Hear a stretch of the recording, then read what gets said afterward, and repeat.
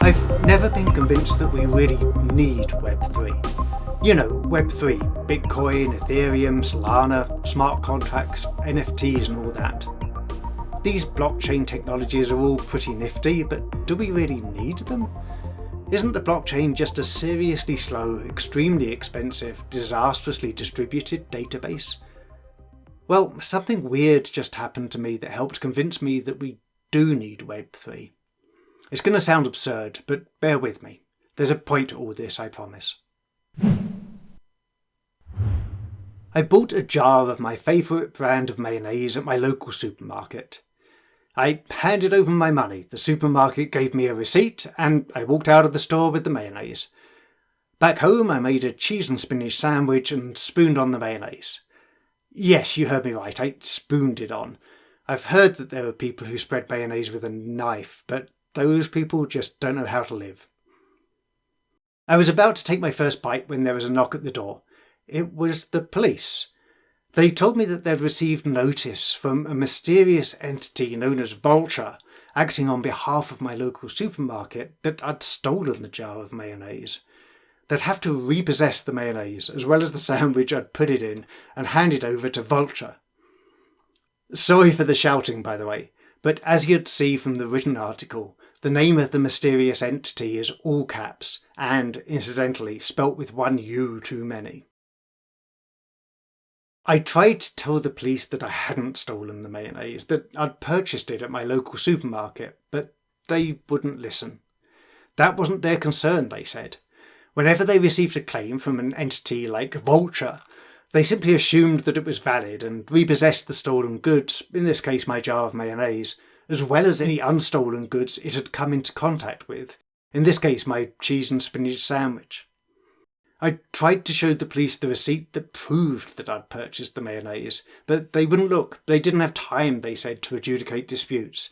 If Vulture claimed that the mayonnaise had been stolen, then, as far as they were concerned, the mayonnaise had been stolen.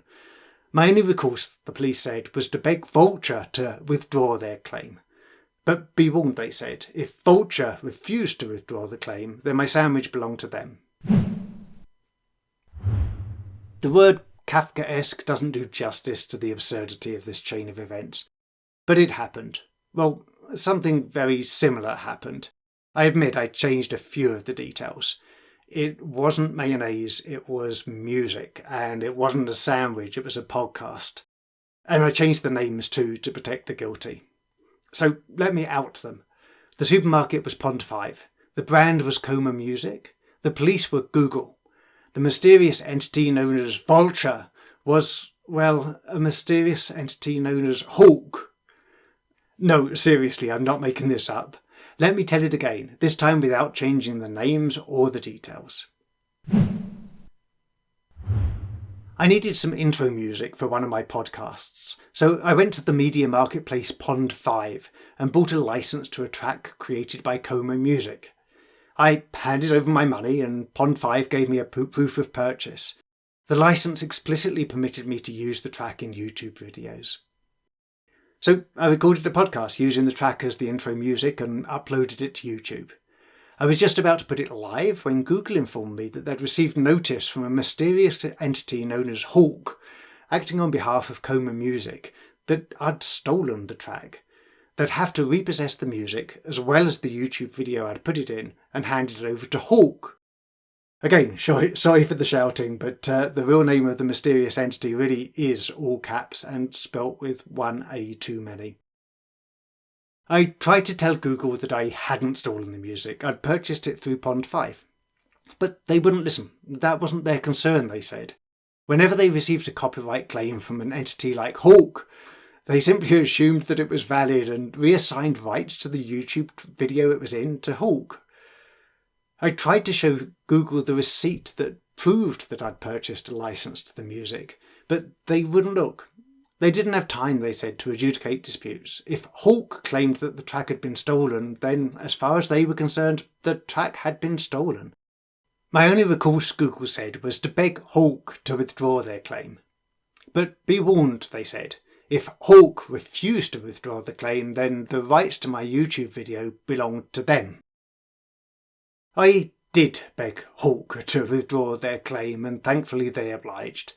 If they hadn't, it would have cost me countless hours searching for new intro music and re-editing several episodes of my podcast. And of course, I'd have lost the money I paid for the license to the track. That made-up story I told, the one where the police knocked at my door and confiscated the jar of mayonnaise I'd bought, along with the cheese and spinach sandwich I'd made with it, it sounded absurd, right? But it's no more absurd than the true story, the one where Google confiscated the rights to the music I'd bought, along with the podcast I'd made with it. The only difference is that the true story was about rights to digital property, whereas the made-up story was about rights to physical property. If you think that the digital is any less real these days than the physical, you need to get real. Tech giants like Google are failing us.